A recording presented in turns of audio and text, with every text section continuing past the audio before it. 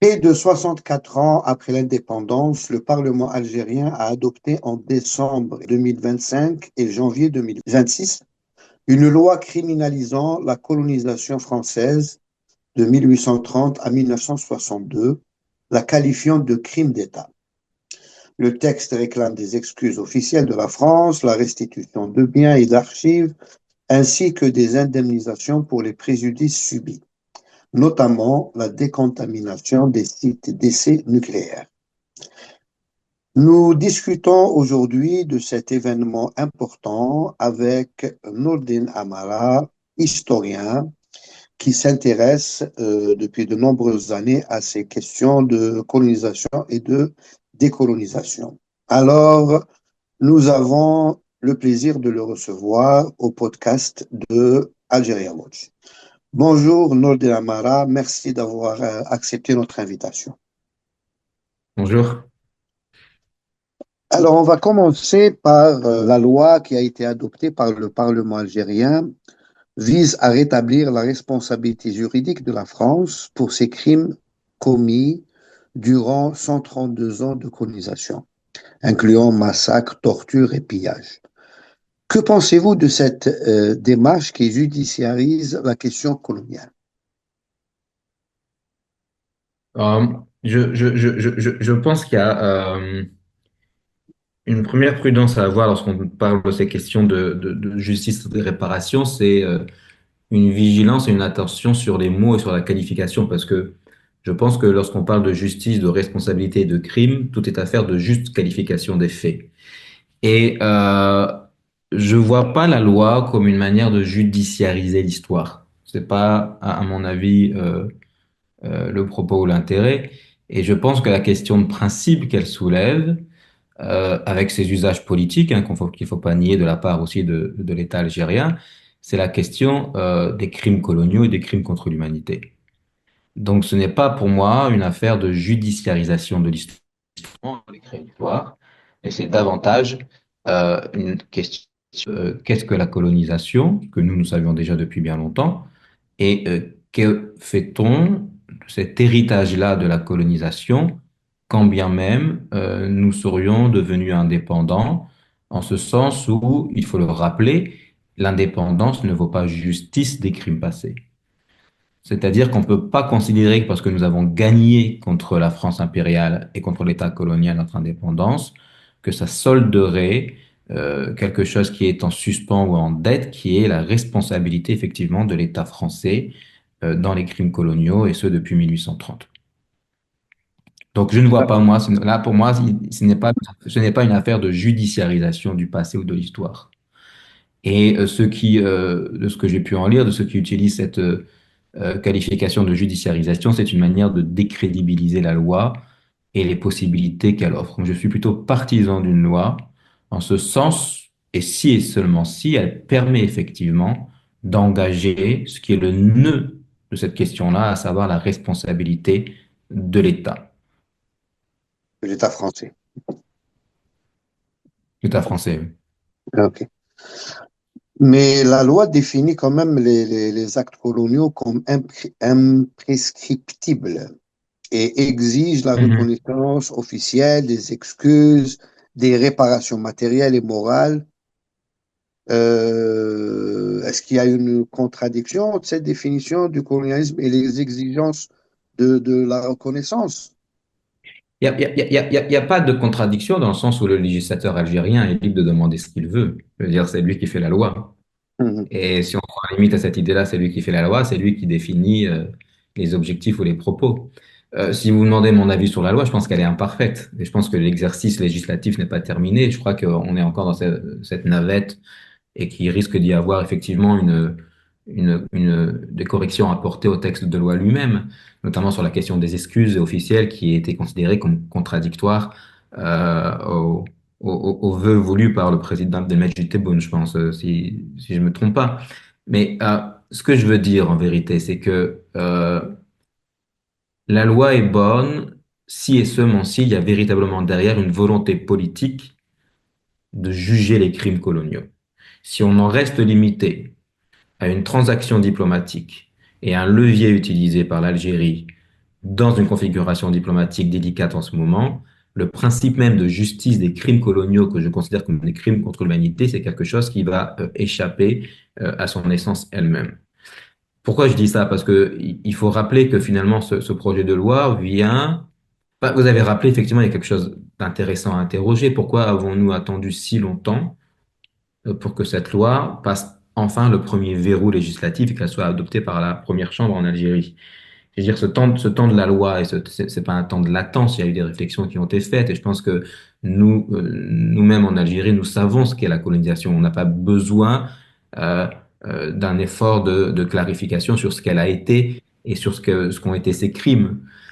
Donc, ce calendrier législatif est aussi à rapporter à la tentative échouée et j'en cache pas que j'en suis ravi, de la tentative de réconciliation qui a été portée, y compris par la présidence algérienne, avec le rapport du historien français Benjamin Stora, commandé par le président français Emmanuel Macron, où il y avait cette idée que finalement la mémoire suffisait et vaudrait justice des crimes coloniaux, comme si reconnaître les crimes qui ont été commis par l'État français nous déchargeait d'un droit de réclamer autre chose qui ne serait pas simplement de la mémoire partagée, mais simplement véritablement une réparation et l'engagement de la responsabilité de l'État français.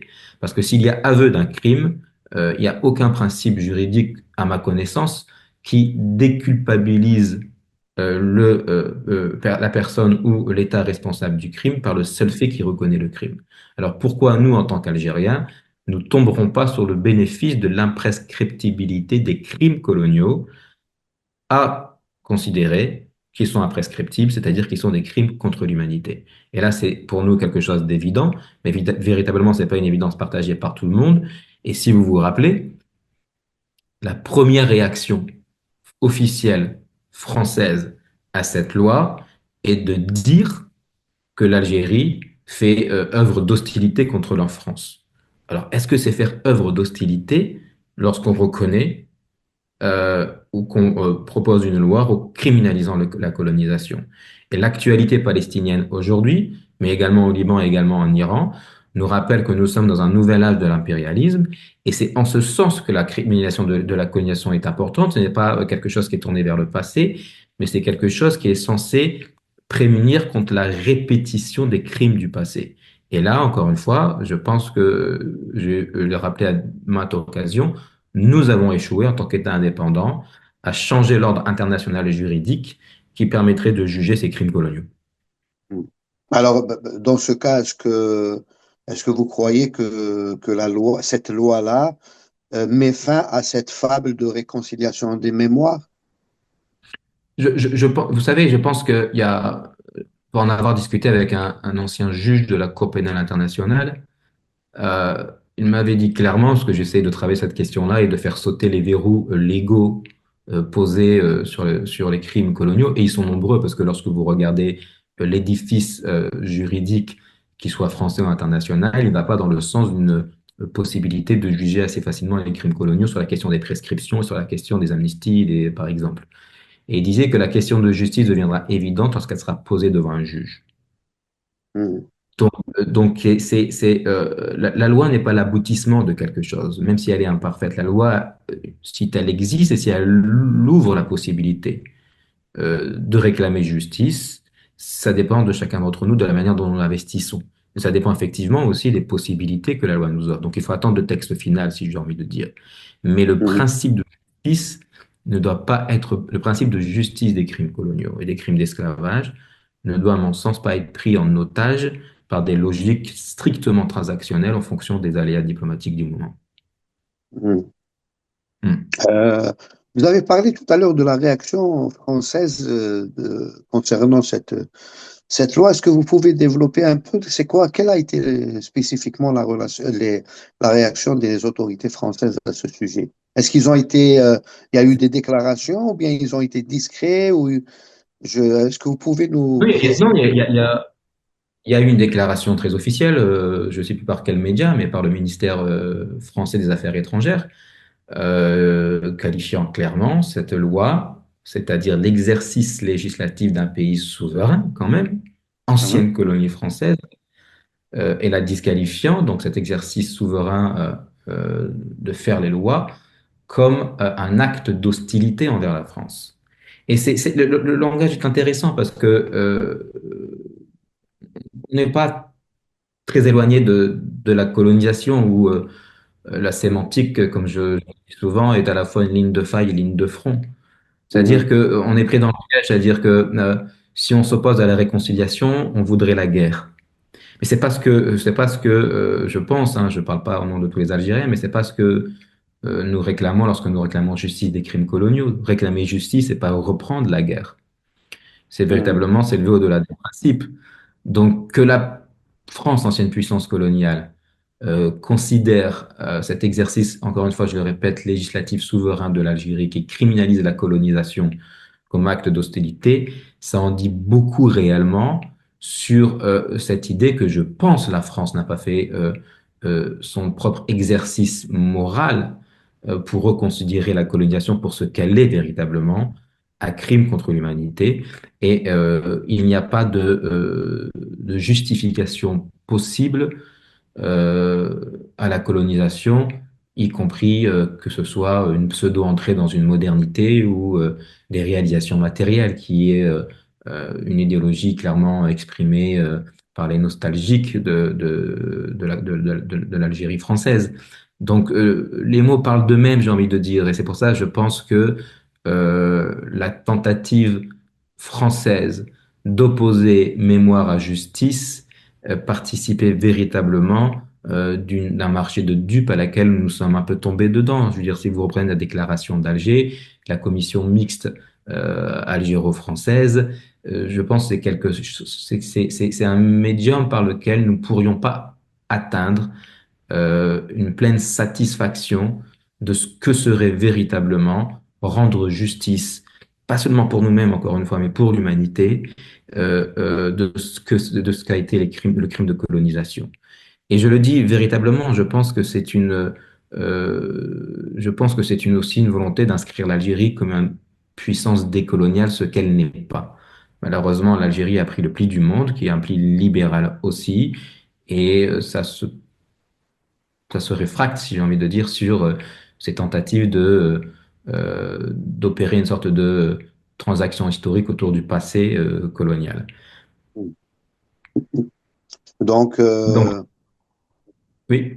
pardon, allez-y, allez-y, allez-y. Non, donc je veux dire, c'est pour ça, je veux dire, il y a la fausse opposition aux réconciliations, aux guerres.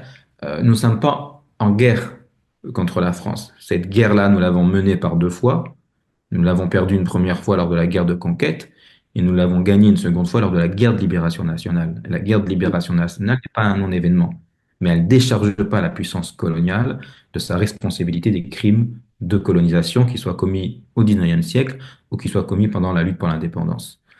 Donc c'est simplement, encore une fois, permettre aux Algériens de recouvrir leur dignité de justiciable et c'est-à-dire de pouvoir demander que des comptes soient rendus, ok, par la puissance qui commet ces crimes. Est-ce que je vais vous poser une question à propos de, justement, vous m'inspirez une question. Est-ce que cette loi a suscité un quelconque débat national? Est-ce qu'il y a eu des réactions en Algérie, médiatiquement, par les organisations, par... Non, mais je pourrais pas vous répondre clairement à la question, mais je vais donner juste mon avis là-dessus. C'est personnel. Je pense que la loi est arrivée par surprise, je veux dire, y compris pour nous-mêmes. Il y a pas de publicité autour de cette question-là. Il n'y a pas de véritable de débat. Je veux dire, c'est quelque chose qui est très verrouillé. Il n'y a pas d'engagement de la société civile non plus sur ces questions-là. Ça se décide peut-être en aparté ou dans les cabinets ministériels, mais il n'y a pas véritablement de débat. Ou est-ce que ça veut dire que la question ne fait pas débat? Est-ce que ça veut dire que c'est du domaine réservé Mhm. euh, des hauts responsables? De la même manière que beaucoup ont été très surpris de la conférence que juste avant cette loi, Alger avait accueillie avec l'Union africaine sur la question des réparations des crimes coloniaux et d'esclavage comme un agenda incontournable de l'actualité panafricaine. Vous savez, il y a quelques années de ça, je crois que c'était en 2021-2022, j'avais été invité à une conférence à Accra, au Ghana, organisé notamment avec des associations panafricaines et aussi avec le soutien de l'Union africaine. Et beaucoup me disaient, mais où est l'Algérie sur cette question-là? Parce que c'est un pays qu'on ne voit pas, qu'on n'entend pas beaucoup sur la question de la réparation des crimes coloniaux. Alors que, vu la particularité de la colonie de peuplement et de la Mhm. spécificité algérienne dans cette histoire coloniale, on s'attendait à ce que l'Algérie soit, bien avant cette dernière actualité, un peu la locomotive de Mhm. cette. Et encore une fois, c'est une question qui pose véritablement la question de l'héritage, de la lutte que le peuple algérien a menée pour la libération nationale, et donc d'une Mhm. lutte coloniale. Et c'est pas affaire de ressentiment, c'est pas affaire de vengeance, c'est pas affaire d'être prisonnier dans une logique du passé, mais c'est continuer ce combat de libération-là et d'en faire une proposition pour le monde. Mhm. Cette proposition pour le monde-là pose des questions fondamentales, c'est-à-dire qui décide de la prescription des crimes coloniaux? Et c'est une question à laquelle nous invite le génocide en cours en Palestine. Véritablement, cette actualité, cette urgence-là palestinienne nous questionne aussi sur qu'avons-nous fait de nos héritages combattant la colonisation et le colonialisme. Mhm. Mon idée, si je peux dire, c'est euh, nous avons perdu si nous faisons de notre indépendance une victoire égoïste. Mhm. C'est-à-dire que ce n'est pas simplement le recouvrement de la souveraineté dans l'intégrité du territoire algérien qui font de nous finalement euh, des, euh, des victorieux d'un ordre colonial passé. La Mhm. dimension solidaire, la dimension panafricaine, et au-delà de là, la proposition, comme je dis, pour le monde de ce qu'a pu être pour nous un combat contre le colonialisme est fondamentale à mon sens, et encore plus aujourd'hui. Alors, je suis, pourtant, la révolution algérienne anticoloniale avait inspiré de nombreuses nations à l'époque, africaines et d'ailleurs. Euh, pensez-vous que cette loi pourrait servir de référence à d'autres pays qu'anciennement colonisés? Ça semble pas Mais être le cas. je pense que là, nous devons redevenir modestes parce que nous n'avons pas fait ce travail-là que, par exemple, des États comme Haïti ont fait bien avant nous. Je pense que d'autres États sont plus en avance sur nous, sur cette question des réparations.